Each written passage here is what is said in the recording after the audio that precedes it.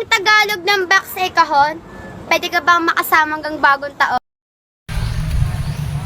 Hindi ako pwedeng makasama sa bagong taon. Kasi alam ko, jowa mo yung tropa kong si Pilimon. Batang pasaway at lahat sasabay. Kung ang English ng maskara ay mas, bakit wala kang bebe sa Christmas? Eh paano nga ako magkakabebe sa Christmas?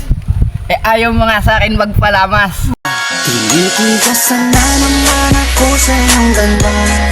Dahil sa iyong ganda ako'y napatanga. Suso mo lang napakalaki pa. Hoy! Kung ang English ng buwan ay moon, bakit ka pinagpalit sa Jejemon? Pinagpalit sa Jejemon? Ayos lang yon. At least hindi naman ako mukhang Pokemon. Kumislap sa gilid na parang diwatang galing pa sa lugar ng mga anghel. Kakaiba ang ganda pa. Kung ang English ng oras ay time, bakit wala kang bebe time? Alam mo kung bakit wala ako sa yung time? Kasi hindi ka sa akin nagpapa-first time. Mamadali ayokong masayang bawat sandali. Bawat oras kasi gusto kang mapangiti. Kahit na araw-araw gabi na ako umuwi. Kung ang Tagalog ng sky ay langit, bakit mo ako pinagpalit sa pangit? E paano kitang hindi pagpapalit sa pangit? Eh hindi ka naman kasi marunong maglaban ng brief.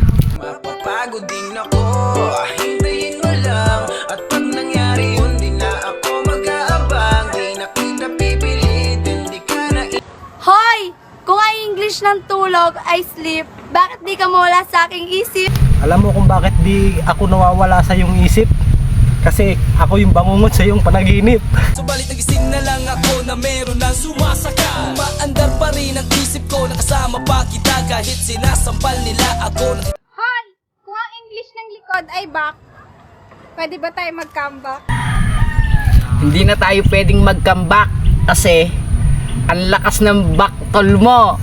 Ang lakas ng putok mo.